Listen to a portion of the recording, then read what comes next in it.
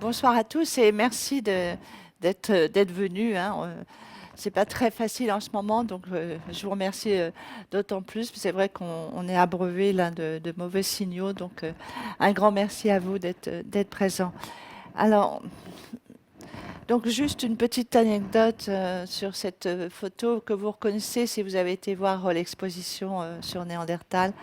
Donc c'était Kinga, notre petite néandertalienne, hein, de Gibraltar, qui fermait, on peut dire, cette exposition.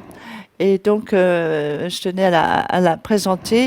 Et elle est quand même très, très classe, hein, parce qu'elle était habillée par Agnès B. Vous voyez, quand même, pour une néandertalienne, c'était pas mal. Alors, donc, pourquoi ce sujet? Parce que ça fait un petit moment, je ne dis plus le nombre d'années, un petit moment que je travaille en préhistoire, notamment sur les comportements des Néandertaliens et des premiers hommes modernes en Europe, et beaucoup en Europe centrale et orientale. Et au cours de mes recherches, de mes études d'abord et de mes recherches, je me suis aperçue petit à petit que c'est vrai qu'il y avait quelque chose qui était quand même, qui revenait très souvent, c'est qu'on disait les hommes préhistoriques, on disait beaucoup l'homme de Néandertal par-ci, l'homme de Néandertal. Alors pour moi, l'homme de Néandertal, c'est l'homme qui a été découvert en 1856 près de Düsseldorf, dans la vallée de Néander. Voilà, c'est ça l'homme de Néandertal. Mais en réalité, ce sont des Néandertaliens et des Néandertaliennes. Et c'est vrai que derrière ce mot homme préhistorique, je pensais que c'était générique. Hein, on met souvent un grand H. Hein. Et je me suis aperçue que non, qu'en fin de compte, il y avait dans beaucoup de situations, de représentations, que ce soit dans les tableaux, dans les dessins, dans les documentaires, partout dans les livres, et ben en fin de compte, très souvent c'était le mâle, hein, c'était masculin, c'est-à-dire que on disait les hommes préhistoriques peignent, on parle à score, et on sous-entendait dans beaucoup de représentations, on sous-entendait en fin de compte les, les hommes et pas les femmes. Donc voilà, ça m'a vraiment frappé. À un moment donné, je me suis dit, tiens, c'est bizarre, pourquoi en fin de compte on a très très vite, très très tôt, distinguer les activités féminines des activités masculines, sur quoi ça reposait. Voilà, j'ai eu tout un questionnement en me disant, voyons, essayons de comprendre. Donc voilà, c'était vraiment dans l'imaginaire. Alors à la fois, c'était un imaginaire aussi romanesque de la préhistoire. Je vous rappelle que la préhistoire, donc c'est une discipline scientifique qui est jeune. Elle est née aux alentours en tant que discipline de 1860. Donc c'est vraiment là que prend corps la préhistoire et elle prend corps en plus en Europe occidentale. Hein. C'est beaucoup en France, en Espagne, en Italie, en Grande-Bretagne. Donc voilà, et à côté de ces savants, ces premiers savants, on avait aussi beaucoup d'illustrations. C'est une période qui fascinait. Hein, et souvent même au départ, on a mis même des dinosaures avec l'homme. Hein. Donc c'était plein de clichés, de choses plus ou moins romanesques. Et donc voilà, là je vous ai mis un exemple pour vous dire que même jusqu'au début du XXe siècle, voilà un petit peu comment on voyait la vie au temps préhistorique, c'est-à-dire habillé avec une peau comme ça jetée sur les épaules, une massue et voilà, et l'homme qui porte une femme. Des fois, on voit plutôt qui traîne par les cheveux une femme. Voilà les représentations. Alors, on a des choses bien sûr, toujours qui infériorise les Néandertaliens, mais c'est pas le sujet d'aujourd'hui, mais ça, je l'ai souvent traité. Et puis toujours, quand on faisait les représentations, c'était toujours les mêmes clichés, les mêmes stéréotypes. C'est l'homme protecteur, c'est l'homme chasseur, c'est la femme qui est avec son enfant. Et c'était toujours dans ces compositions-là. Et aussi quelque chose qui revient dans cette mythique préhistoire, hein, qui revient très souvent, c'est la violence dans ces périodes. Alors on sait maintenant que c'est absolument pas le cas. Hein, c'est pas des vies comme ça dans un milieu hostile, au milieu des bêtes farouches et en se faisant la guerre en permanence. Hein. Mais c'était à l'époque la vision. Et là aussi très souvent, vous voyez en arrière-plan, toujours les femmes souvent en arrière-plan et les hommes qui se battent. Ou bien là aussi le mythe du rap des femmes qui a été aussi utilisé et mis au temps préhistorique. Le modèle, évidemment, les premiers préhistoriens, les précurseurs, on va dire, de la préhistoire, sont tous des hommes. Ils sont dans cette société occidentale qui est dans un système patriarcal. Et donc, ils vont avoir pour eux, ils vont imaginer donc la vie de ces humains préhistoriques, et ben, des structures sociales comme la leur, c'est-à-dire voilà, des familles idéales, hein, qui est représentée ici. On voit la mère, les enfants, voilà, la petite famille au temps préhistorique. Donc, bien entendu, on sait maintenant que c'est pas tout à fait le cas et que la famille en tant que telle, hein, est apparue beaucoup plus tard. La même chose, on retrouve, je passe assez vite, on retrouve ça bien sûr dans les livres, hein, dans les romans.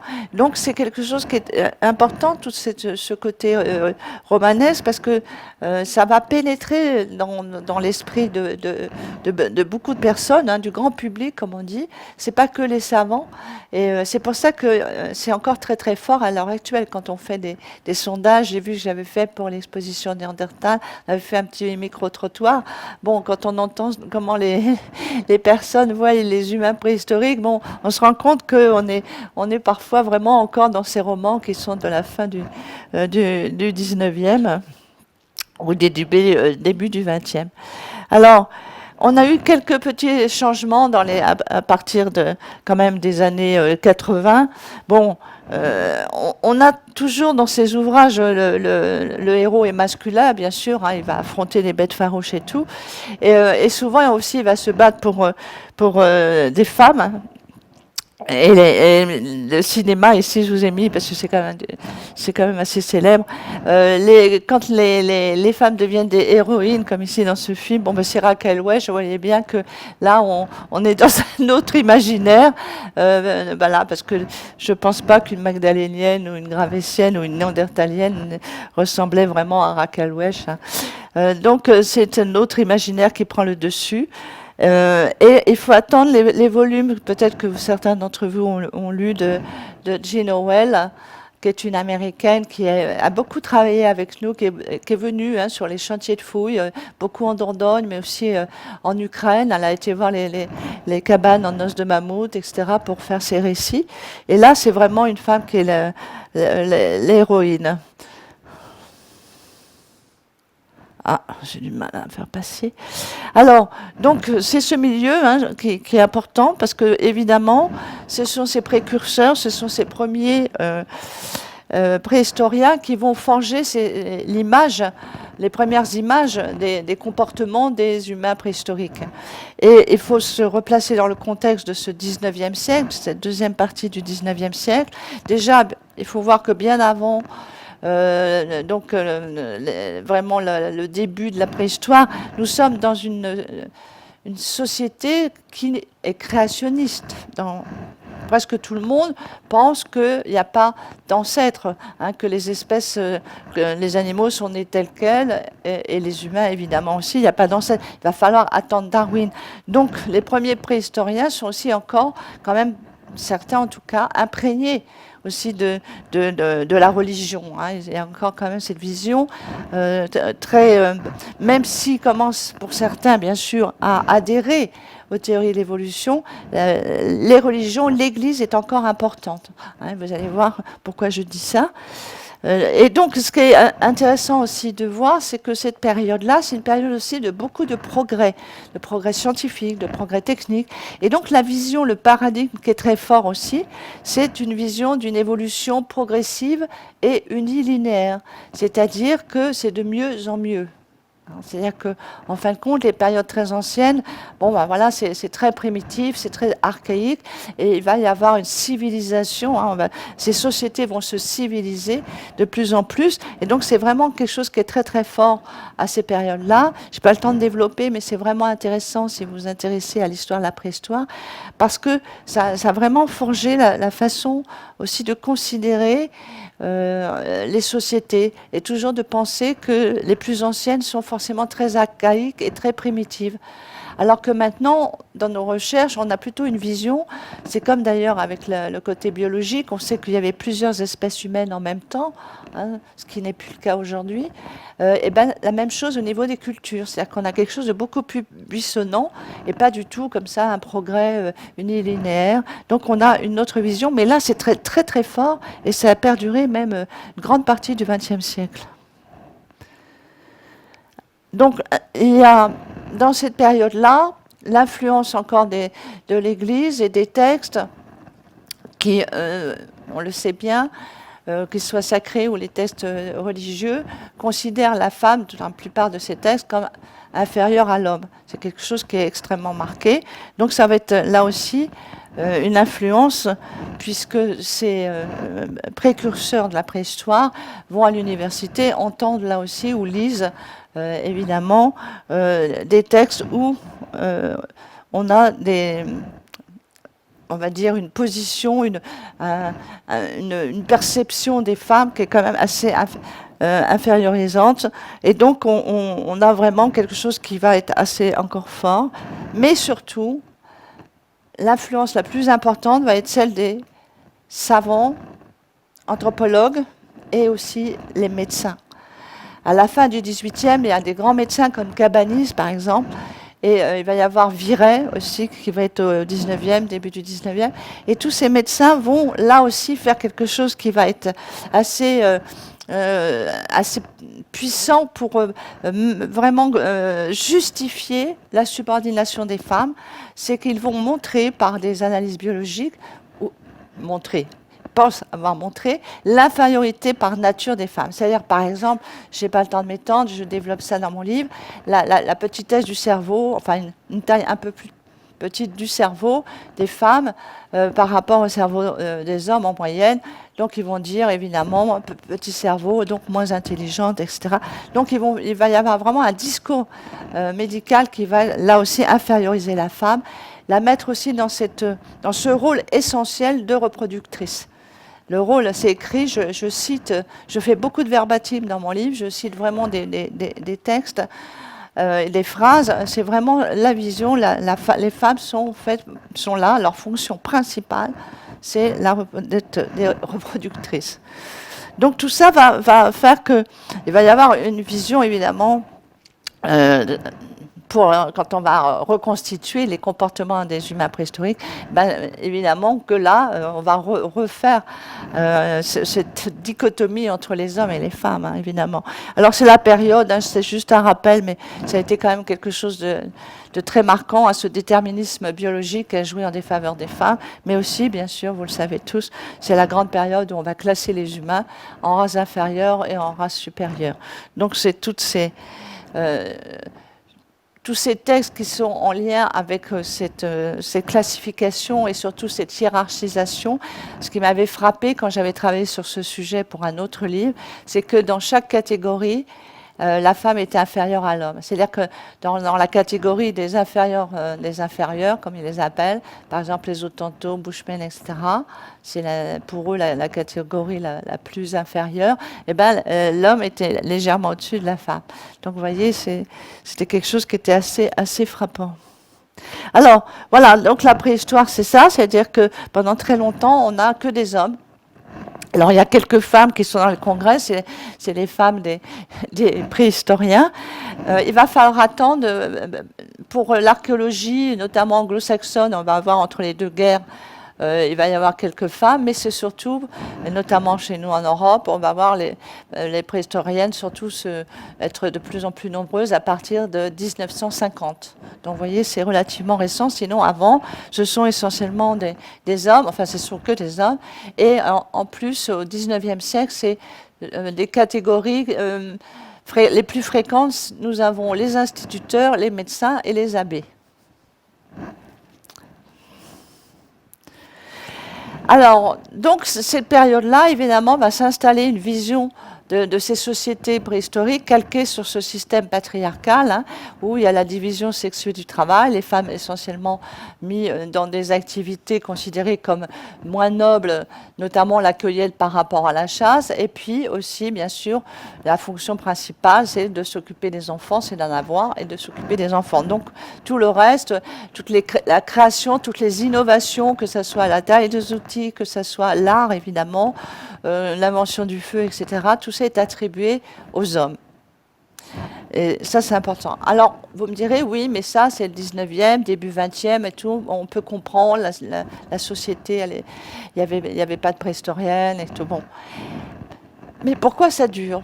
Pourquoi encore maintenant, beaucoup de collègues, même, sont partisans de l'existence d'une division sexuée du travail? Pourquoi c'est encore très fort? Parce que ce qui va se passer au XXe siècle, surtout dans la deuxième partie, évidemment, du XXe siècle, mais ça perdure hein, jusqu'au XXIe, c'est qu'il va y avoir du comparatisme. Ça va être le grand développement des analyses comparatives. Et on va aller chercher l'inspiration des éléments comparatifs chez les derniers peuples chasseurs-cueilleurs. C'est ça qui va être important, c'est-à-dire qu'on va aller voir les textes des ethnologues, ou bien même on va faire carrément des séjours chez les derniers peuples chasseurs-cueilleurs, que ce soit les aborigènes d'Australie, que ce soit les Indiens d'Amazonie, etc. Et moi personnellement, je suis allée, donc ce sont mes photos, je suis allée juste après ma thèse, je suis allée donc au Botswana, chez les San, chez les Kung du Kalahari. Donc là aussi, c'était une démarche un petit peu différente. Moi, c'était pas pour faire une comparaison, c'était surtout que j'avais fait une thèse sur la chasse, les comportements de subsistance des Néandertaliens, et je ne connaissais pas du tout la chasse. J'ai dit, mais moi, il faut que je voie sur le terrain ce que ça donne, il faut que je voie comment des sociétés chasseurs-cueilleurs arrivent à subvenir à leurs besoins. Donc j'ai été, moi, voir un peu comment la réalité du terrain. Donc je suis allée pour ça, et j'ai fait un magnifique voyage. Bon, c'est un autre sujet, mais c'était vraiment quelque chose qui m'a bouleversée, qui a changé complètement ma vie, notamment mon rapport à ces sociétés-là et ma vision de ces sociétés-là. Et alors donc, on va, beaucoup de personnes, beaucoup de collègues vont donc constater, vont dire, mais en fin de compte, dans ces sociétés-là, ces dernières sociétés de chasseurs-cueilleurs, on a la division sexuelle du travail. Pas dans toutes, mais dans la plupart. Donc on a, voilà, ici les femmes qui travaillent les matières souples, etc., qui vont à la cueillette, et évidemment les hommes qui font d'autres activités, notamment la chasse, la pêche, donc qui vont plutôt travailler les matières dures, hein, la pierre par exemple, et qui vont faire de l'art. Voilà. C'était sur ça, si vous voulez, l'argumentaire de dire que les rôles des femmes dans ces sociétés lointaines de la préhistoire étaient déjà bien marqués, différentes des activités masculines, et notamment, donc, c'était essentiellement des cueilleuses et les hommes des chasseurs. Et ça, c'est quelque chose qui, à mon avis, comme argument, est ennuyeux. Je vais vous dire pourquoi. Parce que si on part de ce principe, ça veut dire que ces peuples chasseurs-cueilleurs, ces derniers peuples chasseurs-cueilleurs, n'ont pas eu d'histoire.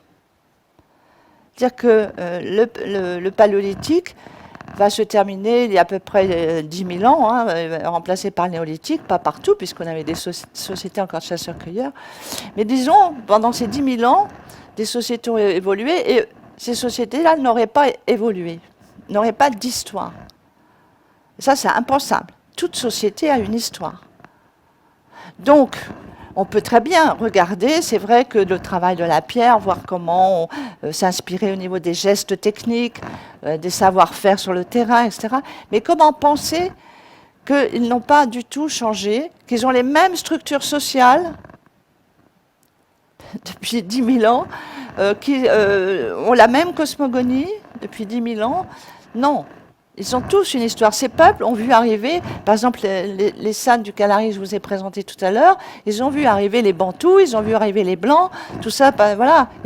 Et donc, ils ont changé leur façon de voir les choses, leur structure sociale et leur cosmogonie. C'était des grands peintres, ils faisaient beaucoup d'art sur les parois, ils n'en font plus du tout.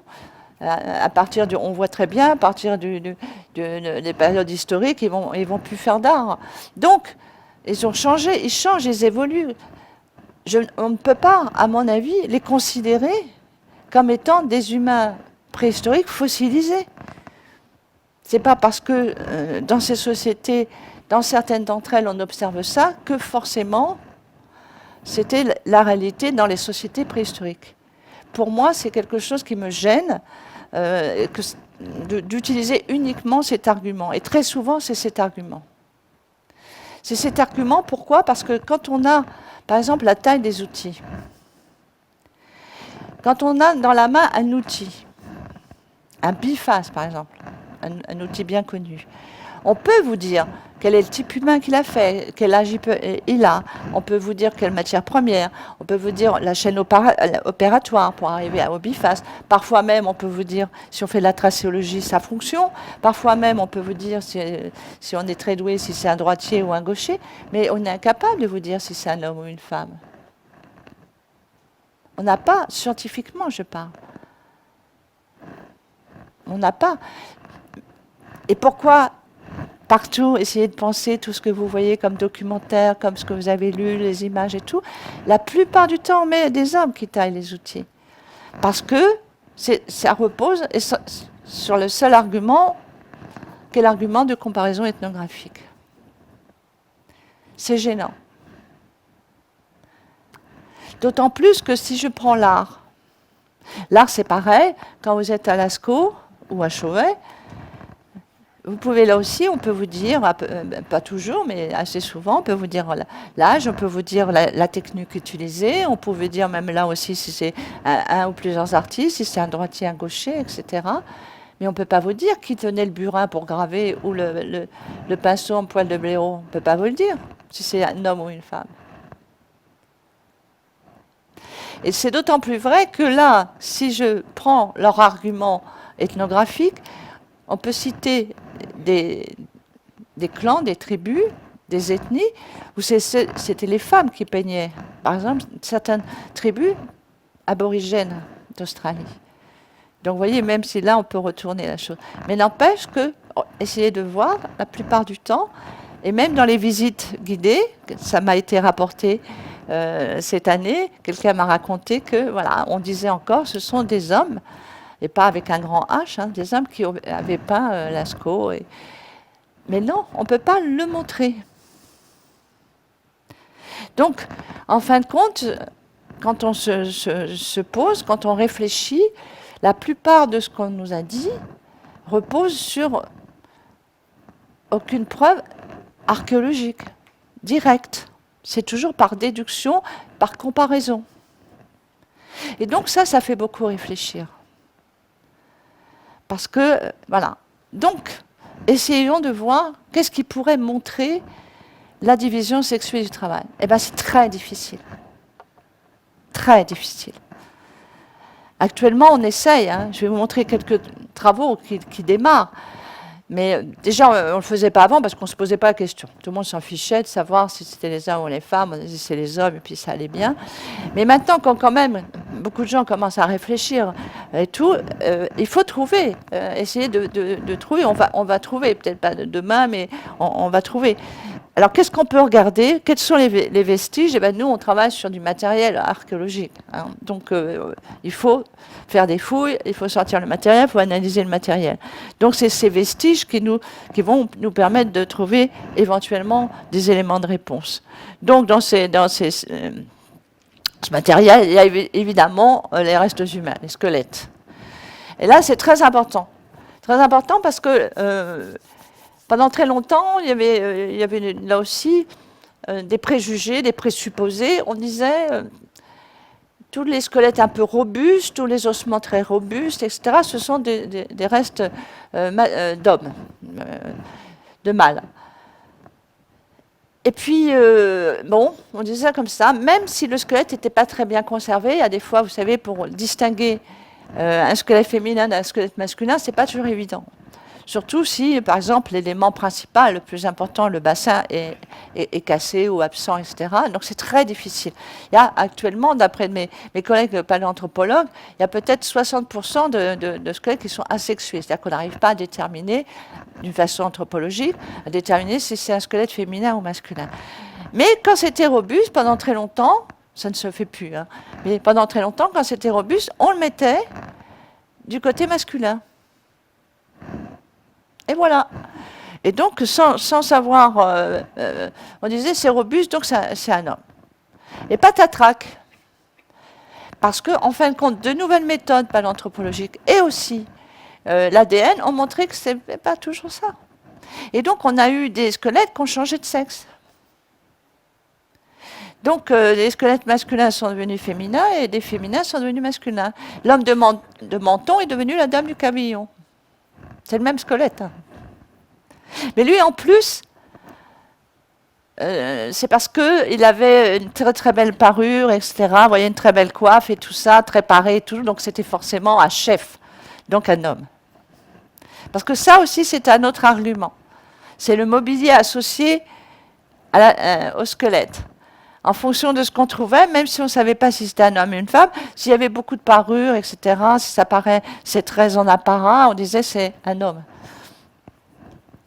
Et en fin de compte, là aussi, ça n'a pas toujours été le cas, la preuve.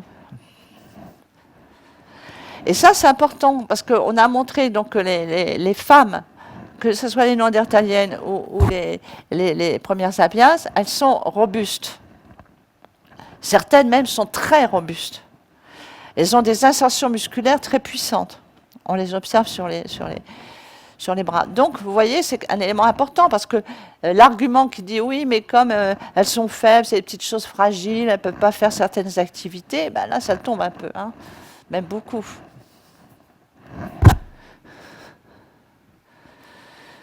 Alors, un autre domaine, parce que je ne peux pas tout prendre, je prends quelques exemples, sinon on passerait 3 heures ensemble. Un autre domaine, c'est le moment de chasse gardée, j'allais dire. Hein.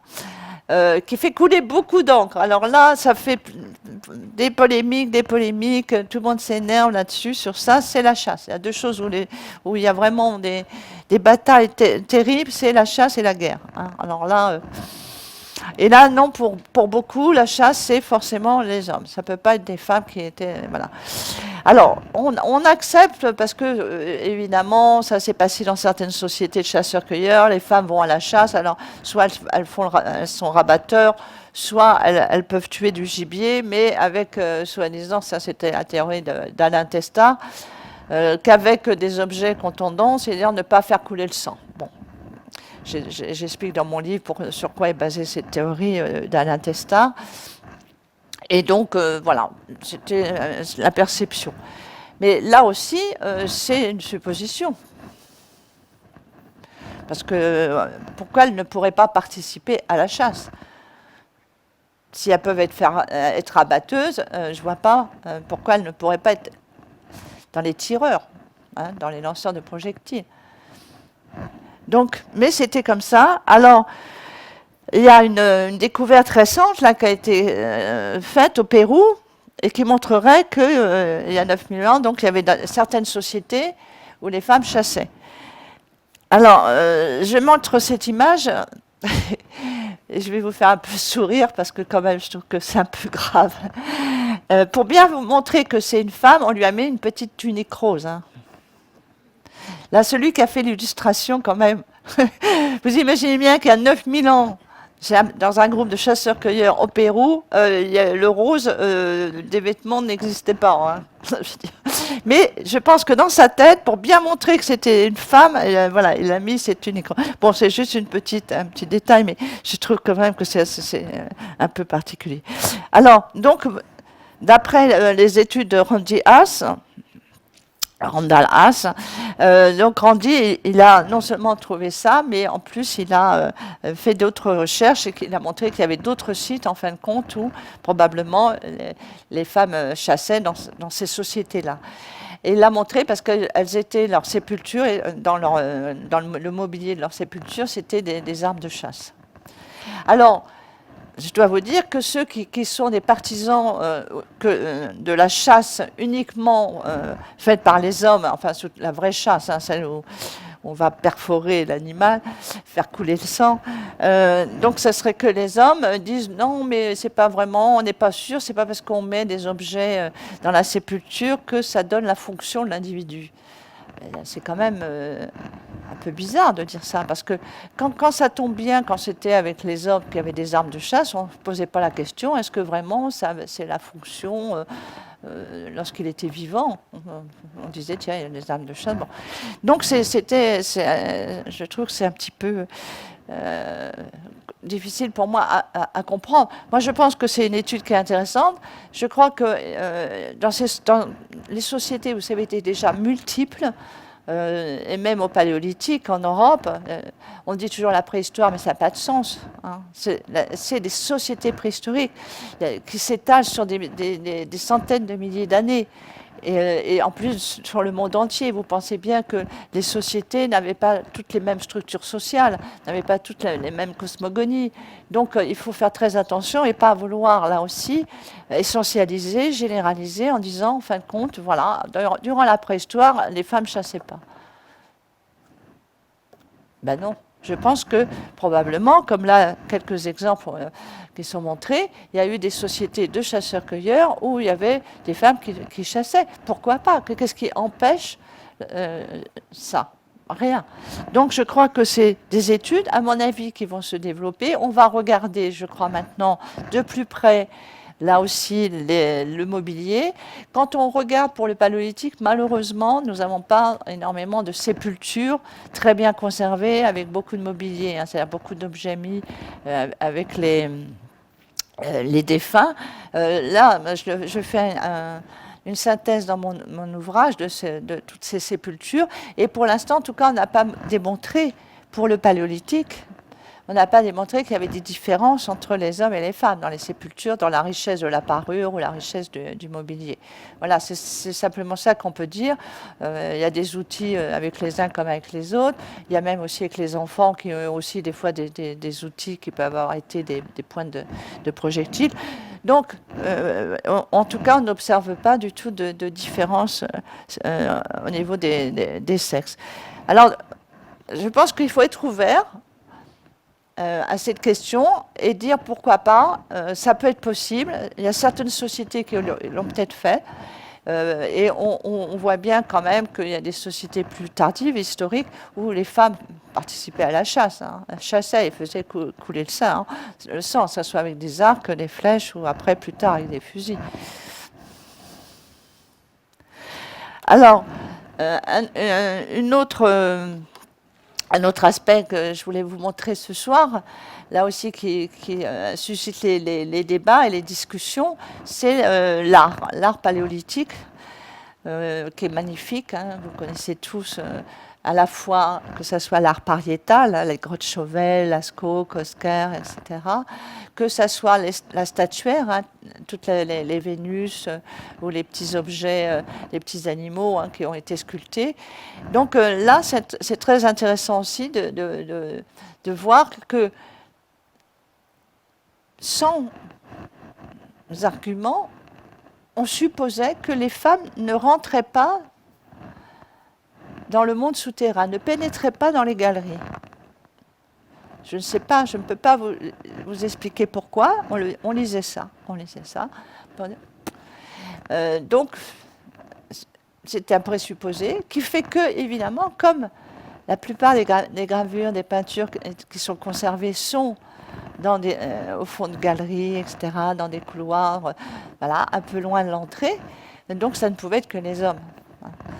Et en fin de compte, il y a eu des études qui ont été faites. Ce qui est intéressant aussi, je vous les ai mis parce qu'il n'y a pas qu'en Europe, qui ont montré, avec l'indice de Manning, donc qui permettrait de séparer, en tout cas de distinguer les mains féminines des mains masculines, qui avait parmi ces mains, vous savez les mains, système de pochoir, on met sa main, on crache le pigment, on enlève sa main, que parmi toutes ces mains qu'on retrouve dans de nombreuses grottes, en France et en Espagne, il y avait beaucoup de mains qui ont pu être identifiées et donc ont montré qu'il y avait des masculines, bien sûr, mais aussi des féminines.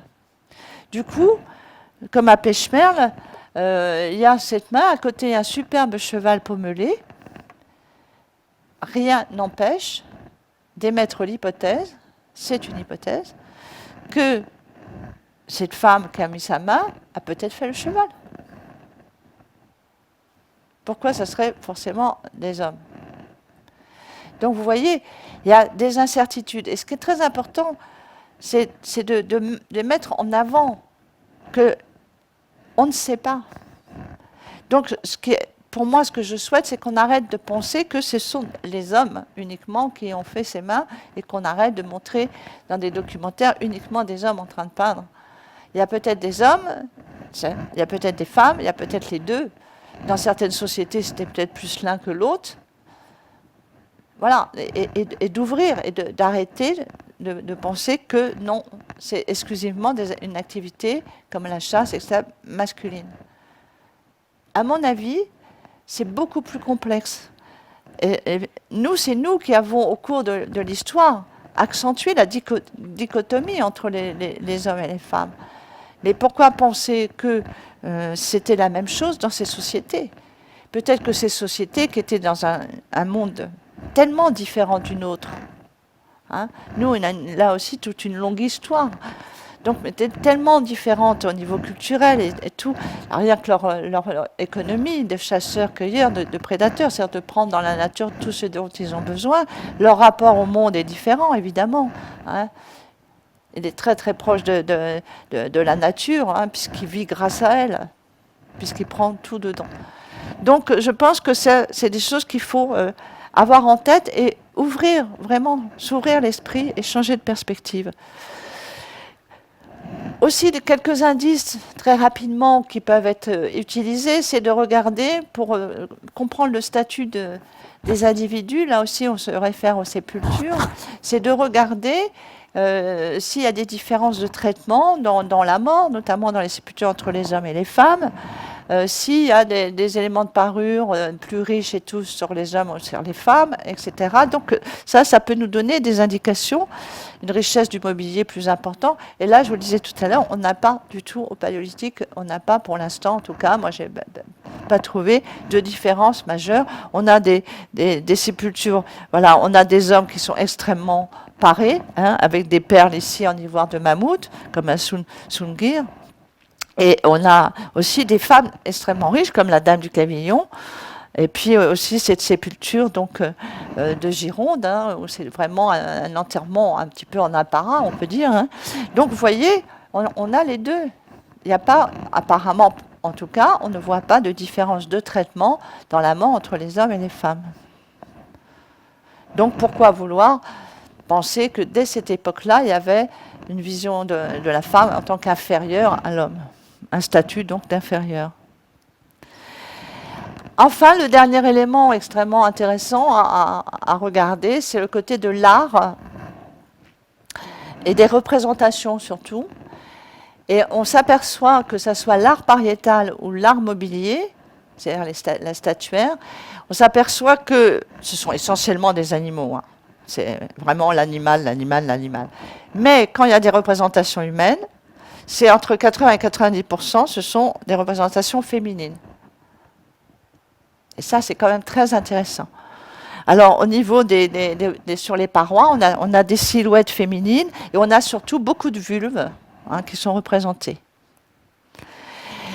Et par contre, le masculin est très peu représenté. On a très peu de phallus.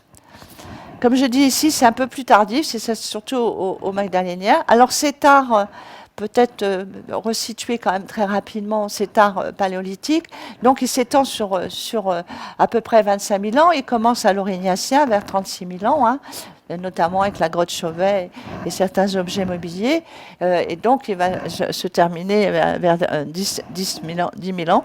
On a comme ça, là aussi, une longue période. Donc il ne faut pas vouloir, une fois de plus, penser que les motivations pour ces artistes étaient les mêmes, hein, pendant 25 000 ans. Forcément, selon les sociétés, il y a eu des motivations différentes. Et donc, voilà, on a très peu de choses, et en plus, on a très peu de choses au niveau aussi des... Alors qu'on a dans d'autres... plus tardivement, on a d'autres régions qui montreront pas mal de scènes de coït. Là, on a très très peu de scènes d'accouplement. Et là, même c'est suspect. Il y en a qui disent que c'est pas vraiment sûr. Enfin bon, donc c'est vraiment à discuter. On a vraiment un art resserré sur le féminin.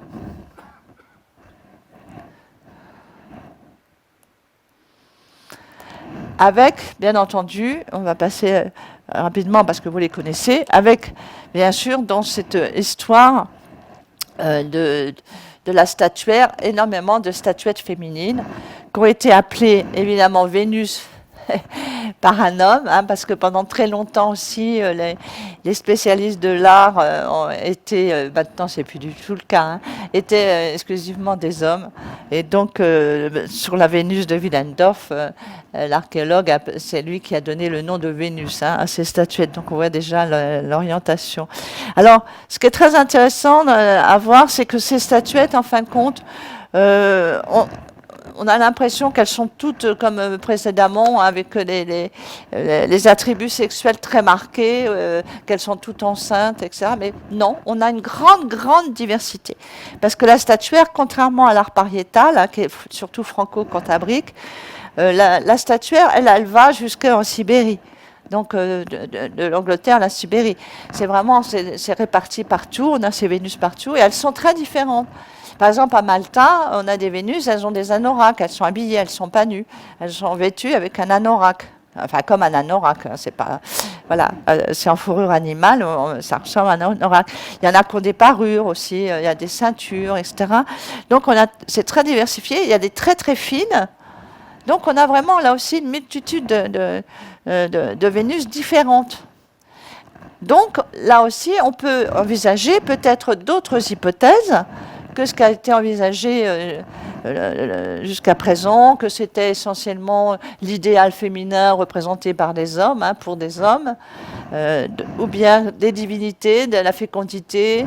Voilà, c'était vraiment, on tournait autour de ça. On peut penser, par exemple, que certaines d'entre elles, notamment les pendeloques, celles qui sont perforées, pourquoi ne pas imaginer, là aussi, que ces petites statuettes étaient faites pour des moments difficiles, notamment le moment de l'accouchement, un moment très difficile à cette période-là pour les femmes, puisque si jamais le bébé se présentait mal, ben là, c'était fichu. Hein. On a même d'ailleurs un squelette, c'est très émouvant en Italie, d'une Gravessienne, qui est avec son fœtus, qui était presque à terme, hein, je pense que c'est au moment de l'accouchement, donc c'est très émouvant. Voilà, c'est un moment difficile, donc pourquoi ne pas là envisager que pour certaines de ces représentations féminines, eh ben, on soit tout à fait dans autre chose. Par exemple, justement, une facture faite par des femmes, une sculpture faite par des femmes pour des femmes au moment de l'accouchement, et portée comme un gris-gris, une amulette. Donc, ça, vous voyez, j'expose dans mon livre toutes les hypothèses, mais bref, une grande, grande variété. Mais toujours est-il que cet art est essentiellement dans le féminin et pas dans le masculin. Donc ça veut dire là aussi quand même quelque chose d'important. Quelles que soient les motivations des représentations, on a quelque chose là qui montre qu'il n'y a pas un statut d'inférieur de la femme. Hein, et que son rôle dans la société était un rôle aussi important que celui de l'homme. Je voulais juste très vite, mais c'est quelque chose qui est très peu connu, on a des Vénus où on n'a que des morceaux pour vous montrer la diversité des motivations sans doute pour ces Vénus. donc à Kostianki en Russie, où on a des fragments, et il y a une très très belle étude qu'elle a fait Dupuis, Delphine Dupuis, qui a montré que c'est pas du tout des fragments de Vénus cassés, c'est-à-dire que c'est pas les Vénus entières qui ont été cassées, qu'elles ont été fabriquées comme ça, c'est-à-dire qu'on a fait des jambes, on a fait des têtes, on a fait des torses, et que à un moment donné, alors est-ce que ça servait pour des rituels, voilà, où on réunissait les différentes parties, ou est-ce qu'on peut imaginer, comme c'est connu à certains endroits, que ça représentait la partie malade, par exemple, hein, et qu'il y avait peut-être tout un rituel autour de ça. Bref, on ne sait pas, mais ça c'est intéressant. Donc vous voyez, on n'est pas du tout là aussi dans une représentation du féminin idéalisé. Voilà, certaines, on peut lire même que certains auteurs préhistoriens se sont lancés dans pour parler d'images érotiques, les premières images érotiques, enfin voilà. Donc non, c'est peut-être plus diversifié et complexe que ça, mais en tout cas, pour vous montrer, vous voyez que c'est très intéressant, ça montre la diversité justement de ces sociétés et la complexité déjà et la diversité de ces sociétés, donc des motivations différentes pour faire ces représentations féminines. Mais en tout cas, de l'Angleterre à Malta, nous sommes là dans les représentations de femmes, de femmes, de femmes. Alors, ça a été une question aussi qui fâche beaucoup, qui scinde en deux clans. C'est la discussion autour des sociétés matriarcales, patriarcales. Alors là, c'est quelque chose là aussi qui fait absolument pas consensus. Beaucoup disent, en fin de compte, le système patriarcat est un système qui est très ancien. C'est-à-dire le patriarcat, la domination des femmes par les hommes. Et il y en a qui disent non, au départ, en fin de compte, c'était le matriarcat. Et il a été remplacé après par le patriarcat au fil de l'histoire et tout. Voilà. Donc c'est les deux théories. Alors déjà, juste très rapidement, parce que ça mériterait presque une conférence, il y a une distinction à faire. Matriarcat, ça a été créé relativement récemment en versus du patriarcat. Donc c'est une société, un système où les femmes domineraient les hommes. Et ça n'a pas été, on peut dire, vraiment prouvé dans les périodes historiques. On ne peut pas avoir vraiment de société matriarcale. Parce que à la différence du système patriarcal, lui, il est inscrit dans la loi. Dans le code romain, il est présent. Dans le code Napoléon, il est présent. C'est où on dit que la femme est mineure, elle dépend de son père, après de son mari, si le mari meurt, de ses enfants, de ses fils.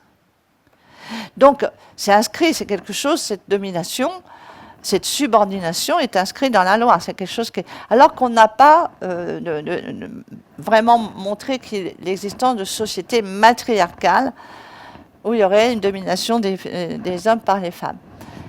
Par contre, ce qui a été très très important pendant très longtemps, il y en a encore en Asie ou en Afrique, c'est les sociétés matrilinéaires.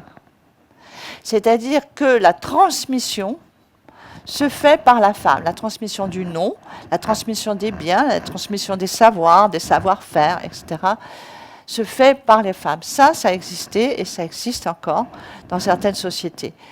Et là, il est intéressant pour des sociétés préhistoriques plutôt de discuter, parce que là aussi, dans ces périodes très anciennes, on est incapable actuellement de vous prouver par des faits scientifiques, par des vestiges scientifiques, de vous prouver que le système était patriarcal ou que le système était matriarcal. On ne peut pas, même si certains le disent, je suis désolée, il n'y a pas de preuve. Ça peut être l'un comme l'autre. On peut par contre réfléchir autrement et se dire ça, c'est quelque chose qui est peut-être venu plus tardivement, matriarcat, patriarcat, et peut-être réfléchir sur le contexte de l'époque. Le contexte de l'époque, dans ces sociétés, petits groupes, des clans, 30-50 personnes, dispersés, etc., sur des vastes territoires, on a montré avec l'ADN qu'il y avait de la consanguinité. Donc on peut envisager très très bien que c'est multipartenaire, qu'on n'est pas papa-maman. Donc c'est multipartenaire. Et là, pour nous, c'est intéressant parce que aussi, multipartenaire, donc qui est le père, je pense que la question ne se posait pas, ce n'était pas important qu'il y ait un père. Et donc, par contre, la seule chose qui se voyait, c'est que le bébé, il sortait du ventre de la mère. Donc, l'importance de l'enfant, moi je crois que dans ces sociétés-là, l'enfant était extrêmement important. Parce que l'enfant, c'est lui qui va permettre au clan de vivre. La perpétuation du clan, c'est à travers les enfants. En fin de compte, dans ces sociétés nomades où il n'y a pas de biens, de véritables biens, hein, comme on verra plus tard, c'est la seule chose, hein, c'est l'avenir, c'est l'enfant.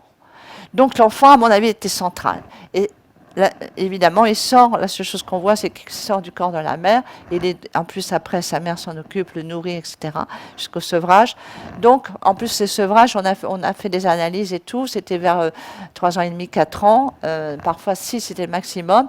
Donc, c'était quand même pas mal d'années ensemble avec la mère et l'enfant.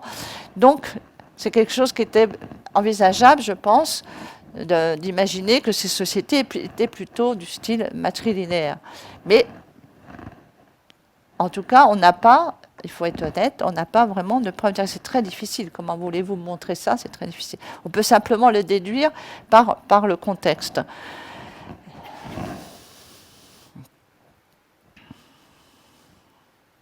Alors, juste une petite plaisanterie, parce qu'un des arguments aussi, de dire sur le système patriarcal, c'est dire, et ça a été repris parfois par les sociobiologistes, hein, c'est-à-dire ceux qui font un comparatisme avec les sociétés animales, notamment, et qui ont dit, il y a beaucoup, chez les chimpanzés, donc nos plus proches cousins, on est dans un système patriarcal où il y a un mâle alpha, hein, il y a un mâle dominant et tout. Là, vous avez un exemple, hein, et tout. Et c'est un système vraiment où il y a une domination, hein, des mâles sur les femelles, et puis d'ailleurs même un système hiérarchique assez puissant. Alors on a dit, bah voyez, c'est nos proches cousins, en fait, là aussi une espèce de comparatisme en disant, en fin de compte, on peut envisager que les sociétés étaient plutôt de ce style chimpanzé. Sauf que nous avons des cousins tout aussi proches, génétiquement parlant, ce sont les bonobos. Et alors là, le bonobo, c'est tout à fait autre chose. C'est une société matriarcale. Et au niveau des comportements, pour résoudre les problèmes, c'est pas aller se battre avec l'autre, vraiment pratiquer des actes violents, pas du tout. On va essayer plutôt de résoudre ça par câlin et plus si affinité. Voyez, donc on est tout à fait dans un autre système. Donc là aussi, on ne peut pas faire ce comparatisme. On ne peut pas s'appuyer seulement en disant, d'abord, je trouve c'est très dangereux. Les sociétés humaines ne sont pas forcément, même si c'est une société animale, puisque nous sommes des animaux, mais on a quand même aussi toute une histoire culturelle. Donc là aussi, en fin de compte, on ne peut pas s'appuyer sur ça en disant, regardez, nos plus proches cousins, les chimpanzés, c'est des systèmes patriarcaux, sont des violents, etc. Donc non. Donc là aussi, c'est une hypothèse qui ne peut pas être argumentée par ça. Alors, pour terminer, évidemment, on va essayer de voir comment tout ça peut se passer, parce que c'est clair que le système patriarcal et la division sexuelle des tâches, du travail, évidemment, c'est une réalité. Il ne faut pas se leurrer. Partout, elle s'est instaurée au cours de l'histoire, au fur et à mesure de l'histoire, au départ dans certaines régions, puis après dans de plus en plus de régions. Et donc, il faut essayer de comprendre, et ça, beaucoup de personnes s'intéressent à cette recherche, de savoir à partir de quand, si on pense que ce n'est pas originel, à partir de quand il y a un changement, en tout cas, de statut des femmes, des relations différentes entre les hommes et les femmes. Donc, beaucoup ont recherché, évidemment, au néolithique, avec ce grand bouleversement qu'a été le néolithique. Donc, c'est une période assez longue. On va dire qu'elle débute il y a 14 000 ans au Proche-Orient, où on va avoir sédentarisation, d'abord, puis agriculture et élevage. Donc domestication des plantes et domestication des animaux. Donc ça va être un bouleversement. Ils vont arriver en Europe, on va dire, à peu près vers 9000 ans, par différentes vagues. Il y avait plusieurs vagues. Et donc c'est là où on a l'impression que quelque chose va se produire. Pourquoi? Parce qu'on voit qu'il y a un changement, évidemment. Il y a un réchauffement climatique, l'Holocène et tout, qui va permettre évidemment le développement en Europe de l'agriculture. Mais on voit surtout un changement d'économie. On passe de chasseurs-cueilleurs, c'est-à-dire de prédateurs, à producteurs. Donc il y a un changement d'économie. On voit apparaître, avec la sédentarisation, une augmentation démographique vraiment conséquente, surtout locale. Donc là aussi, il va y avoir un changement dans l'alimentation puisque la production va fournir du surplus alimentaire. On voit apparaître les silos à gras, donc on met tout ça dans des réserves. Donc il y a vraiment un changement, ça prend plusieurs temps, c'est pas partout au même moment, mais ça s'installe comme ça au fur et à mesure du néolithique. On va voir apparaître aussi un changement dans les campements, on va voir les palissades, on va voir les fossés. On n'avait jamais ça avant. Pourquoi? Parce que donc ça veut dire qu'il y a un danger, il se protège de quelque chose. Au niveau aussi des représentations, on va voir apparaître dans l'art des figures plus grandes, au niveau humain des figures plus grandes. Donc on a là l'apparition du chef, du chef de guerre, parce qu'on va voir aussi l'art va être différente, on va avoir des représentations de combat, des archers face à face. On a vraiment un changement des sociétés, de ces sociétés-là. On voit là aussi apparaître l'élite et les castes, la caste des guerriers et la caste des esclaves. On a en tout cas des preuves, il y a 4500 ans des premiers esclaves, enfin les premiers, en tout cas pour nous pour l'instant. Donc vraiment se met un système, une structure sociale très différente, avec une division sociale importante qui se met en place et probablement donc un système plus inégalitaire qu'avant. Même si avant, c'était peut-être pas le rêve d'une égalité parfaite comme on peut des fois le songer, mais c'était quand même assez équitable. Là, on a vraiment quelque chose de différent. On a les tombes riches et les tombes pauvres.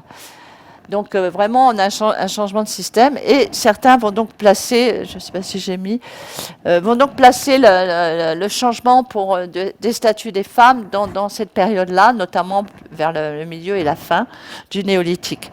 Ce que l'on sait actuellement, c'est que l'hypothèse, si on s'appuie sur la femme cueilleuse, l'hypothèse de l'apparition de la domestication des plantes serait peut-être quelque chose de féminin, dans le sens où si c'est les femmes qui le plus souvent rapportaient les végétaux, ramenaient au campement, les graines tombent, elles germent. À un moment donné, à force de voir ça, de voir le constat, l'idée serait venue donc de faire germer ces graminées, qui sont les ancêtres des céréales. Et donc, ça serait venu de ça, et ça serait quelque chose qui aurait été pris par les femmes comme activité.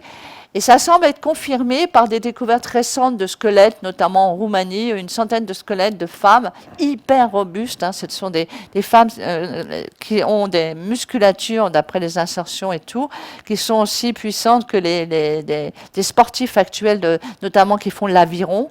Donc elles travaillaient beaucoup. Il y a les stigmates sur les os qui montrent une activité répétée, notamment dans le broyage des grains, dans le labourage, etc., différentes activités qui sont liées à l'agriculture.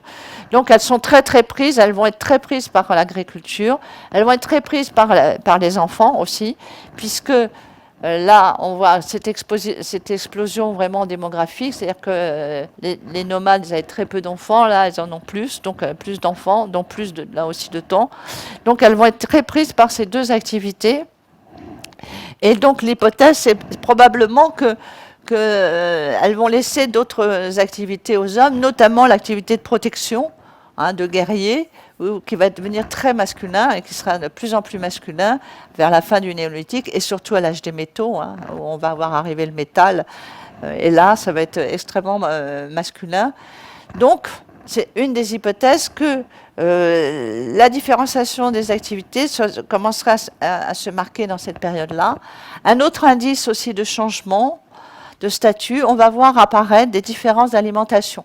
C'est-à-dire que nous, on n'a pas mis en évidence, en tout cas pour l'instant, on n'a pas mis en évidence de différences d'alimentation entre les hommes et les femmes. C'est un régime pour le paléolithique, un régime extrêmement carné, mais on n'a pas mis en évidence de différences. Par contre, là, on a des différences qui commencent à apparaître avec un régime sous-protéiné, en tout cas moins protéiné que les hommes, pour les femmes que pour les hommes. Donc on a vraiment là un changement aussi dans l'alimentation, dans les activités, donc des rôles plus à l'extérieur, plus de guerriers, de protecteurs pour les hommes. Donc là aussi ça va renforcer le dimorphisme sexuel, hein, c'est-à-dire que ça va marquer les hommes vont être plus puissants, ils sont plus à faire du sport entre guillemets, quoi, à faire des activités physiques et donc à s'approprier ça.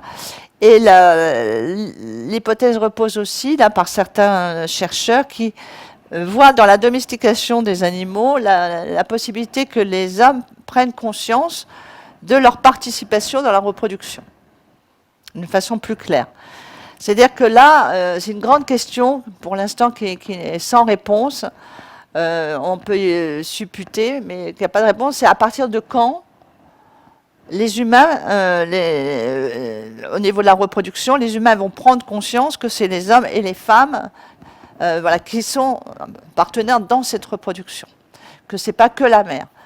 Parce qu'il y a beaucoup aussi de mythes, on voit qu'ils disent que les femmes tombent enceintes parce qu'elles ont été au bord de la rivière, il y a eu un djinn, et je sais pas quoi, un esprit, machin. Bon.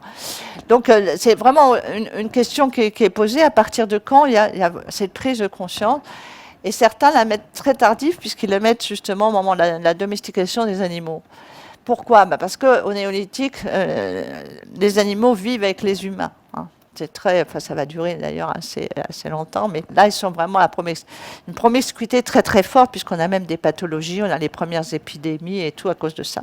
Donc, et là, c'est clair qu'ils vont voir supposons, je prends un exemple comme ça, tout à fait théorique, dans l'enclos, ils vont voir un mâle, un cochon rose et un cochon noir, mâle et une femelle, ils vont avoir des petits cochons noirs et roses. Donc ça, c'est sûr que là, c'est très clair.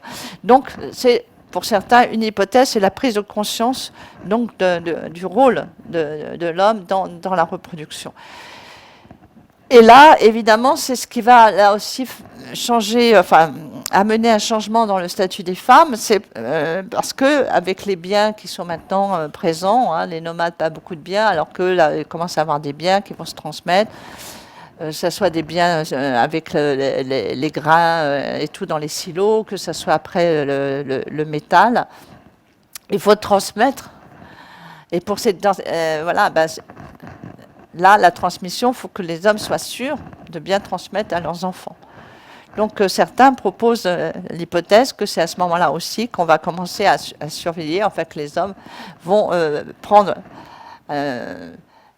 vraiment en considération leur rôle et dire la femme, faut que ma femme, moi, je sois sûre, enfin, sois sûre que ce sont bien mes enfants et qu'elle n'ait pas été ailleurs, etc. Donc on va commencer à l'enfermer à ce moment-là. Voilà, je vous dis, moi, c'est les hypothèses qui sont actuellement débattues, qui sont proposées, parce que c'est un fait que ce système, en tout cas, a bien fonctionné et il est encore en fonction, ce système patriarcal.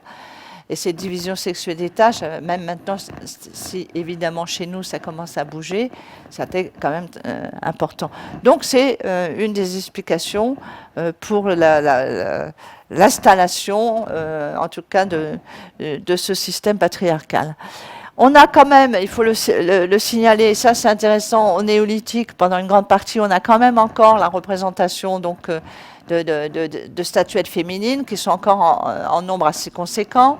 On a peut-être à ce moment-là des preuves dans certaines régions où ces statuettes sont peut-être vraiment des représentations de divinités, puisqu'on a des lieux qui semblent être des lieux de culte, ce qu'on n'avait pas avant, hein, parce qu'avant les Vénus, on les trouvait un peu partout, à la fois dans le foyer, à l'extérieur, etc. Il n'y avait pas vraiment de domaine de lieux spécifiques hein, pour un culte, alors que là, on a des choses qui sont beaucoup plus claires, donc là aussi des divinités, des déesses.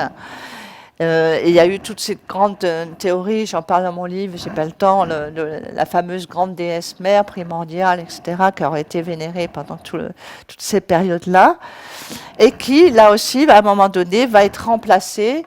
On va voir très bien que là, on va avoir un remplacement par des divinités masculines. Hein, on va avoir des stèles avec d'hommes représentés, avec souvent un poignard d'ailleurs. Donc on a là le remplacement, hein, petit à petit, des divinités féminines par l'apparition des divinités masculines. Et après, on verra bien que les divinités féminines vont rester, hein, dans l'Antiquité, mais elles vont être sous la tutelle d'un grand dieu masculin, évidemment, qui est Zeus. Donc il y a toujours ce changement quand même très important de petit à petit de perte de statut, hein, d'infériorisation donc dans les sociétés des femmes. Mais il faut noter quand même qu'il y a, surtout à partir dans cette période-là, surtout une différence sociale. Pour moi, je trouve que ce qui est vraiment plus marqué, c'est la différence sociale. C'est-à-dire qu'il va y avoir un traitement des défunts en fonction de leur statut social, plus que de leur sexe. Parce qu'on a, en fin de compte, des femmes qui sont dans des sépultures, qui sont vraiment des femmes en apparat, qui sont extrêmement... Quand on fait la paléopathologie, on n'a quasiment pas de maladies, enfin, dues au travail difficile, etc. Donc voilà, on a des hommes et des femmes dans cette situation. Donc ce qui est vraiment marqué, c'est plutôt ce qui apparaît l'inégalité sociale à ces périodes-là. Oui, alors justement, à Stonehenge, c'est un endroit où seule l'élite était enterrée. Et là, vous voyez, il y a beaucoup de femmes. Hein. Donc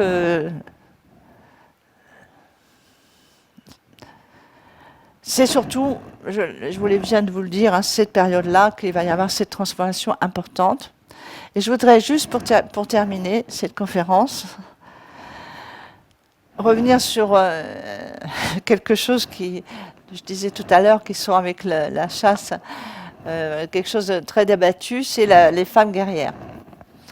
Et ça, c'est quelque chose de très intéressant. Alors, personnellement, j'avais travaillé sur l'origine de la violence et de la guerre. Et donc, pour moi, on n'a pas de témoignage pour le paléolithique. Hein. On n'a pas de témoignage de véritable conflit, c'est-à-dire de véritable guerre. On n'a pas la preuve. Peut-être qu'il y en a eu, mais on n'a pas la preuve. On a parfois quelques traces de coups, etc., ou du cannibalisme, et ça, c'est autre chose. Mais on n'a pas vraiment de conflit important, comme on verra plus tard. Donc là, c'est difficile, évidemment, de parler, de savoir s'il y avait des femmes qui allaient à la guerre, puisque moi, je ne vois pas, en tout cas dans les études que j'ai faites, l'apparition de la guerre à cette période-là. Elle apparaît plus tardivement, là aussi dans le néolithique. Mais un peu plus tard, on voit qu'il y a quand même des cas où il y a des guerrières. Donc des femmes qui font la guerre. Et ça, c'est intéressant parce que, notamment, le cas des Scythes. J'ai beaucoup travaillé en Ukraine et en Russie, et là, mes collègues fouillent beaucoup de sites. Et donc, parce qu'en plus, c'est magnifique, hein, l'art des sites, notamment en or et tout, enfin, c'est extraordinaire. Et là, ils découvrent, en ce moment encore, là, il y a quelques jours, mon collègue m'a dit qu'il avait trouvé une nouvelle sépulture. Et dans beaucoup de sépultures, il y a bien sûr des hommes, mais dans beaucoup de sépultures, il y a des femmes, des guerrières, qui sont enterrées avec leurs armes de guerre. Avec des armes de guerre. Donc ça, c'est intéressant de voir, il y avait des sociétés où, en fin de compte, il y avait des femmes qui allaient à la guerre. Et ce qui est intéressant, d'ailleurs, c'est que ça rejoint, j'en parle un peu plus dans mon livre, ça rejoint les Amazones, quoi, qui étaient donc citées par les auteurs antiques, notamment les Grecs. Et aussi, ce qui est intéressant de voir, c'est que dans la société, alors j'ai eu une correspondance avec un spécialiste des Celtes. Et dans la société celte, les femmes qui n'avaient pas d'enfants, quand il y avait des conflits, quand il y avait des guerres, allaient à la guerre. Celles qui n'avaient pas d'enfants. Et enfin, je terminerai par quelque chose pour boucler la boucle, pour vous montrer qu'il y a beaucoup de choses sur ce statut, ce rôle des femmes et tout dans les périodes très anciennes qui reposent sur beaucoup de présupposés et de préjugés. C'est la fameuse tombe de Birka. Alors, cette tombe de Birka, qui a été découverte en 1880 ou 86, donc ça se trouve en Suède, hein, c'est sur une petite île. Et ils ont fait les fouilles et l'archéologue qui fouillait ça, un homme bien sûr, a trouvé un truc extraordinaire. Cette tombe est extraordinaire parce que il y a un squelette et il y a 2 chevaux sacrifiés, il y a des armes, il y a des parures, il y a des vases et aussi il y a un jeu de pions qui est un jeu de stratégie de guerre, quoi, et comme un jeu de go. Et donc c'est vraiment une superbe tombe très riche. Il avait, et ça a duré très longtemps, même une grande partie du XXe siècle, ça a été mis comme l'archétype, cette sépulture, et ce défunt, de l'archétype du grand chef guerrier viking. Voilà, parce que c'était un noble, évidemment. Et en 2010, les archéologues reprennent les fouilles de cette sépulture, refont les analyses, réétudient le squelette. Et le squelette, il y avait une partie qui était un peu abîmée quand même et tout, donc c'était pas facile. Et ils font l'ADN, notamment l'ADN nucléaire. Et alors là, XX. Donc évidemment, ça change tout puisque c'est un squelette de femme.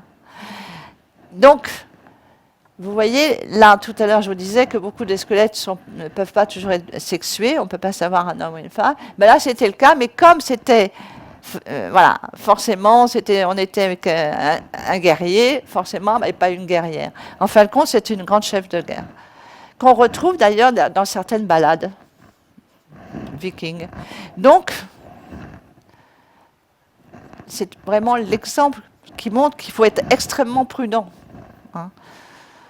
Et qu'il faut vraiment s'assurer que quand on dit quelque chose, quand même cette importance, il faut vraiment avoir des arguments et pas seulement déduire comme ça des hypothèses, mais normalement ça devrait être un homme. Oui, mais le normalement, c'est pas toujours normalement. Donc c'est intéressant. Et là, je peux vous dire que malgré ça, il y en a encore 2, 3, pas beaucoup, hein, mais qui disent non, mais peut-être qu'en fin de compte, on a mis ça avec elle, mais c'est pas vraiment sa fonction. Voilà. Bon, ils sont en train de dire que là, comme tout à l'heure pour l'histoire de la chasse, que ces objets n'ont pas été mis là pour représenter la fonction qu'elle avait durant sa vie, voilà, seulement pour faire beau, quoi, enfin, quand même. Hein. Pourquoi on ne se pose pas ces questions quand c'est les squelettes masculins? Donc voilà, c'est comme ça. Alors, juste pour vous dire que ce travail, je l'ai réalisé, ça m'a pris 3 ans, parce que dans mon livre, j'aborde aussi des choses historiques, et j'ai fait un travail de recherche. Il y a beaucoup de notes à la fin, hein, que j'ai mis à la fin pour que la lecture soit plus facile, mais il y a beaucoup de pages de notes et pour essayer d'avoir des textes, essayer d'avoir des phases, pour voir aussi comment tout ça a pris corps, hein, comment au cours de l'histoire, pas seulement autour de la préhistoire, mais aussi de l'histoire, de voir comment on a gommé beaucoup de choses, beaucoup d'informations, et qu'il y avait vraiment des présupposés et des préjugés. Et je pense que c'était important de le faire pour que, justement, on commence à peut-être chercher, dans notre discipline, ce que fait l'archéologie du genre, d'ailleurs, pour les périodes plus récentes que le paléolithique, mais peut-être chercher justement à essayer de voir comment on peut caractériser ces divisions sexuelles du travail, ces divisions sexuelles du travail il y a, de voir comment on peut essayer de cerner, de trouver des moyens de montrer qui fait quoi. Ça serait très intéressant, et je pense que il faut, pour le trouver, pour essayer de trouver des éléments, il faut le chercher. Et jusqu'à présent, on ne se posait pas les questions. C'est très récemment, pour la préhistoire ancienne, où on se pose les questions. Donc, l'objectif, c'était ça, c'est de dire, on peut essayer de voir comment faire. Ça m'a fait penser à Néandertal. Vous savez, au départ, quand j'ai commencé mes études, et après mes premières recherches sur les Néandertaliens, on les prenait pour les abrutis. Hein. C'était des inférieurs à Sapiens, ils étaient nuls, voilà. Et après, au fur et à mesure, on a montré, voilà, j'avais fait un premier livre qui s'appelle Néandertal, une autre humanité, en 2006, pour dire, mais non, attention, il y a plein de choses. On montre de plus en plus de choses. Et ça fait ouvrir plein de choses. Et regardez maintenant les Néandertaliens, comment ils sont considérés. Il y a plein d'études qui ont été faites, etc. Et on a montré, ben oui, qu'en fin de compte, il y avait des choses très intéressantes. Voilà, que c'était, comme Sapiens, c'était aussi intéressant et qu'il y avait au niveau des comportements. Donc là, je pense que c'est pareil, c'est-à-dire qu'il faut, je crois, ouvrir le champ des possibles pour qu'on puisse chercher des méthodes pour mettre en évidence les choses. Mais il faut déjà casser l'image de cette dichotomie très très forte qui repose au niveau des données archéologiques sur rien quasiment. Je pense, je vous l'ai mis là, mais c'est très important pour moi, c'est que c'est ensemble, c'est-à-dire les hommes et les femmes, qui ont contribué à l'évolution de l'humanité et qui doivent continuer évidemment à l'évolution de l'humanité. Voilà, je vous remercie beaucoup.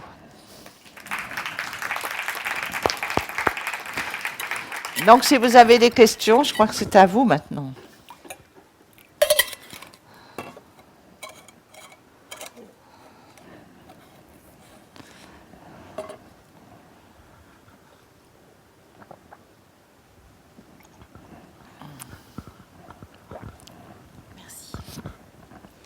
Bonsoir et merci.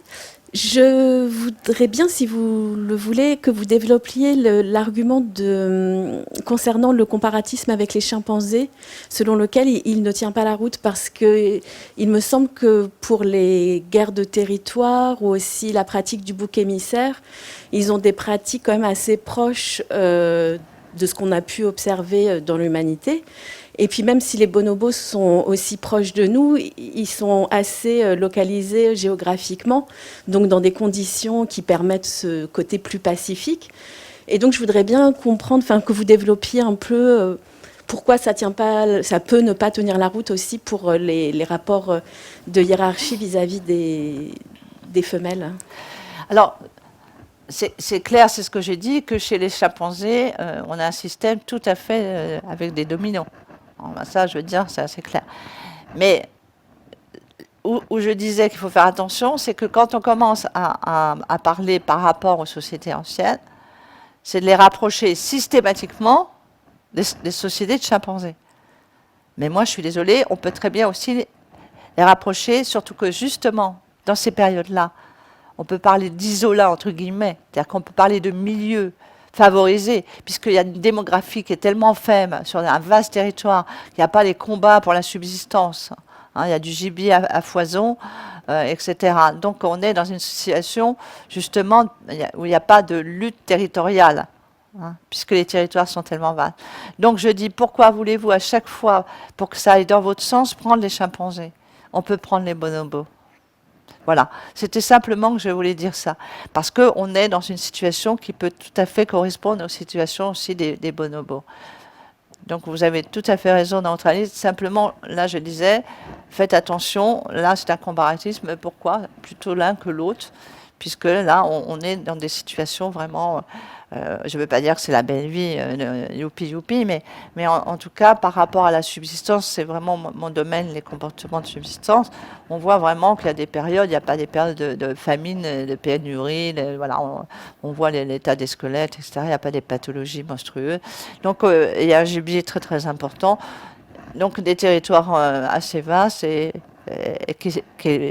les bonnes ententes, etc., le problème de rivalité diminue à cause de ça. C'est tellement peu de personnes sur des territoires énormes que... il y a eu des calculs, c'est très difficile parce que quelle période prendre, etc. Mais certains calculs donnent, par exemple pour les sociétés néandertaliennes en Europe, quand il n'y avait que les néandertaliens, c'est quelques centaines de milliers. Vous imaginez sur toute l'Europe? Je veux dire, là, vous avez de l'espace, hein, puis il y a du gibier. Hein. Donc, voilà, donc c'était simplement pour ça, quoi, de montrer que là, c'était un peu abusif de prendre qu'un exemple, hein, et qu'on pouvait prendre un contre-exemple.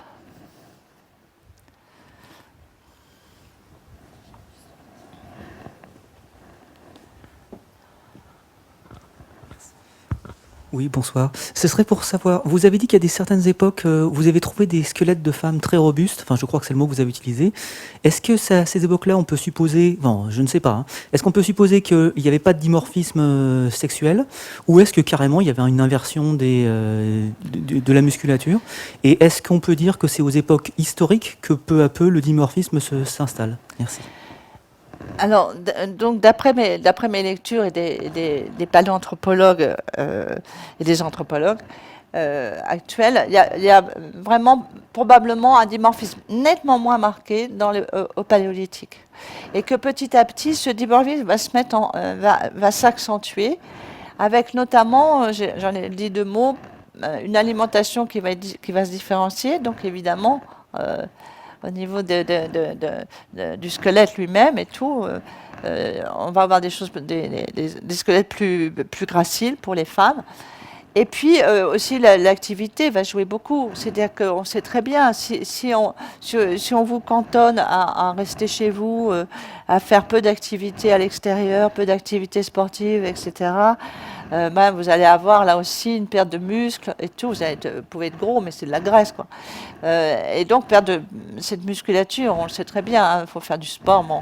Donc, et on pense que ça s'est mis en place comme ça, petit à petit, ça a commencé donc à faire un dimorphisme sexuel plus marqué.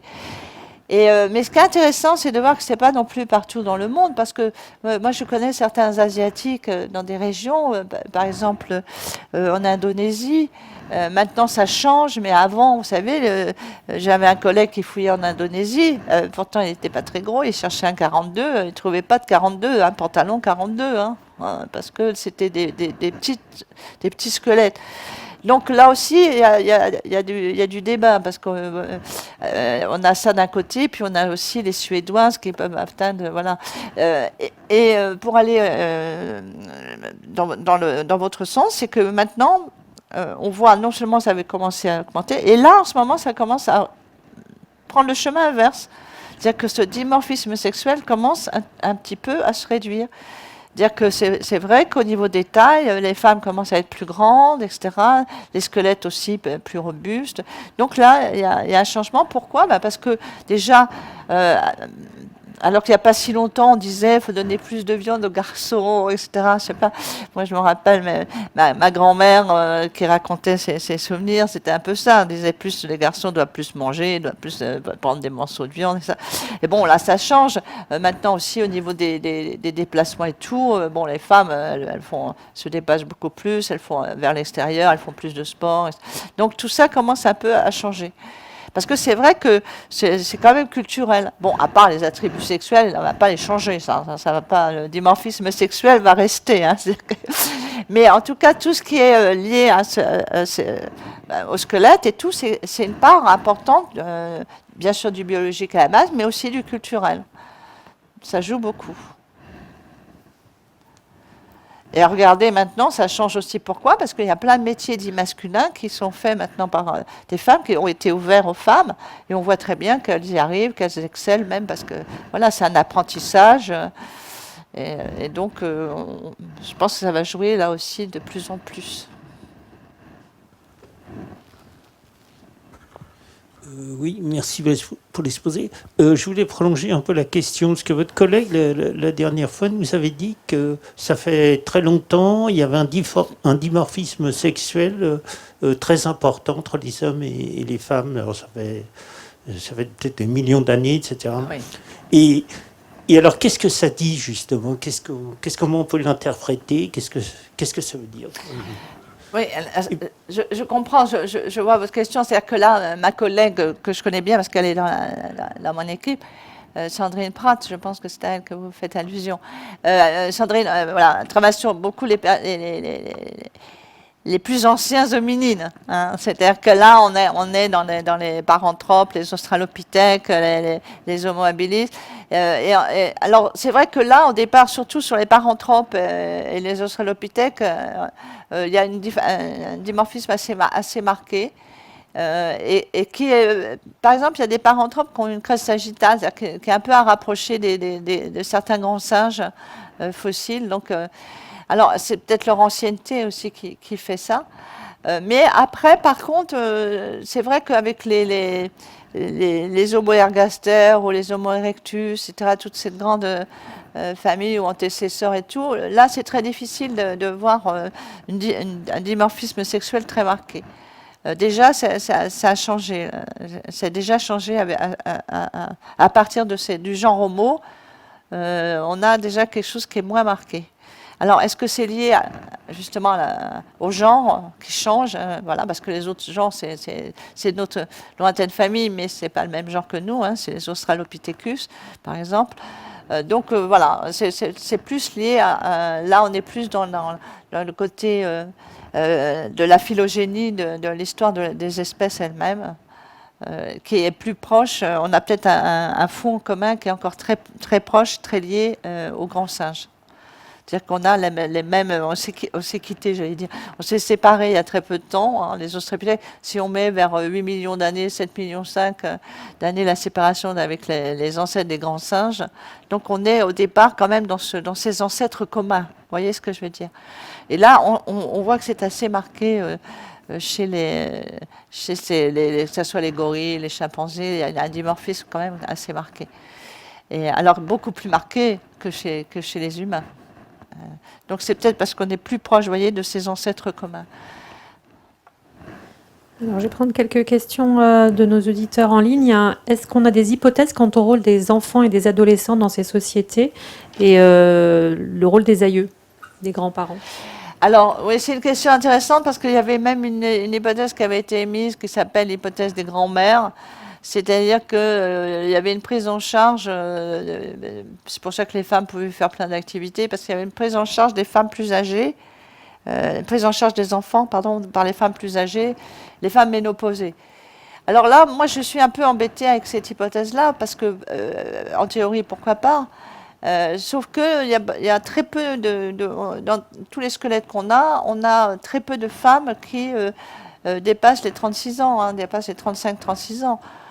Alors qu'on a des hommes qui ont 55 ans, on parle là, 50, 55 ans.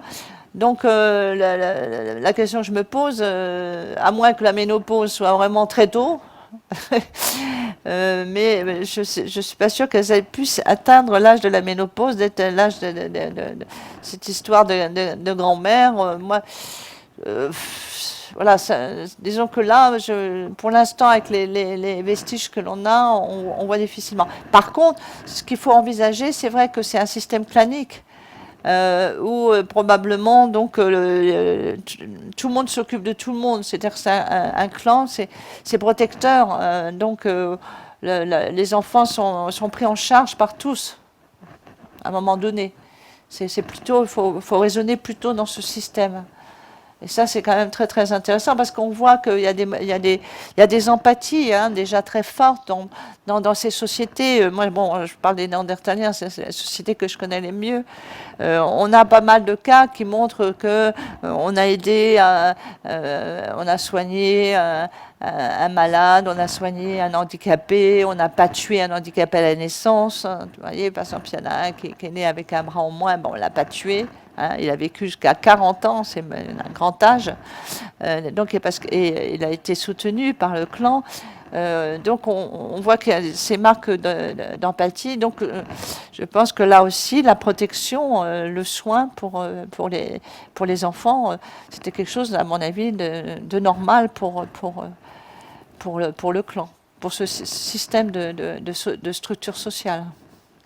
Alors, on a une autre question sur n'y a-t-il pas un rapport de taille des doigts qui permet d'identifier le genre d'une personne et donc d'identifier les auteurs des peintures? Oui, okay. C'est l'indice de Manning, hein, c'est-à-dire qu'il y a un rapport différent de hauteur entre ces deux, et donc voilà, qui permettrait de déduire si on est plutôt des mains féminines ou plutôt des mains masculines, parce que la taille ne veut rien dire. On ne peut pas dire, parce que vous avez une grande main ou là, une main plus petite, que c'est la main d'homme, ça ne veut rien dire, parce que ça dépend l'âge, ça dépend de tout un tas de critères. Donc là, les auteurs de ces études ont cherché, notamment Chazine, On cherchait des rapports pour voir s'il y avait des possibilités de distinguer les deux, et ça a été utilisé. Alors, certains, comme toujours, parce qu'il y en a beaucoup qui disent oui, mais on n'est quand même pas sûr que ce soit des mains de femmes, voilà. Mais ça, ils vont commencer à débattre, savoir si la méthode est bonne. Parce que ça ne va pas dans leur sens, mais moi je pense que c'est quelque chose qu'il faut tout à fait envisager quand on a quand même des différences déjà d'Emma elle-même. Bon, là c'est plus, à mon avis, de taille par exemple, c'est plus intéressant d'avoir un indice qui permette de voir cette différence.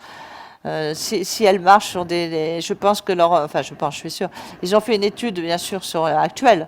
Hein, pour trouver cet indice. Donc s'il existe et qu'il marche assez bien sur nous, donc ça doit marcher surtout là, c'est des Homo sapiens, hein, donc qu'on peint dans les grottes. Donc c'est un indice qui, moi, me paraît quand même fiable, parce qu'il y a eu quelques critiques, mais moi je pense que ces critiques sont plus liées au fait que ça dérange un peu de montrer que peut-être les femmes ont peint dans les grottes. Parce qu'à chaque fois qu'on trouve quelque chose, c'est comme les Néandertals et les peintures. Alors, je ne sais pas si vous suivez l'activité des Néandertaliens, mais là c'est pareil. On fait des datations qui montrent qu'il y a des peintures, notamment en Espagne, et tout, où ça serait plus vieille que 60 000 ans. Donc, plus vieille que 60 000 ans, ça veut dire que c'est forcément les Néandertaliens, puisqu'il n'y a pas un sapiens encore. Et ben, on va dire, ah oui, mais la méthode n'est pas bonne. Hein, voilà, la méthode, ceci, cela. Mais sauf que cette méthode utilisée, que ça donne quelque chose qui tombe sur les datations sapiens, là, ça va. C'est la même. Hein. Donc, si elle marche, voilà, je pense qu'il y a des fois, il y a un petit peu derrière, un petit peu de mauvaise foi. On cherche toujours à dire, oui, mais c'est peut-être pas sûr. Alors qu'on dit toujours, des choses qui ne sont pas du tout prouvées, comme ce sont que les hommes qui ont peint les grottes, sans preuve. Donc, vous voyez, c'est quelque chose qui est un peu compliqué en ce moment dans tous ces débats autour de ça. Parce qu'à chaque fois que ça va dans un sens qui bouleverse un peu les préjugés et tout ça, on va dire, ah oui, mais la méthode est peut-être pas bonne. Peut-être s'arrêter là si on veut un petit peu garder du temps pour les dédicaces. Voilà, merci. D'ailleurs, vous pouvez me poser en même temps si vous avez des questions en aparté. En aparté aussi, il n'y a pas de problème. Voilà, merci. Et merci d'avoir ouvert la voie, Marilène. Et on sait qu'il y a encore du travail. Merci infiniment.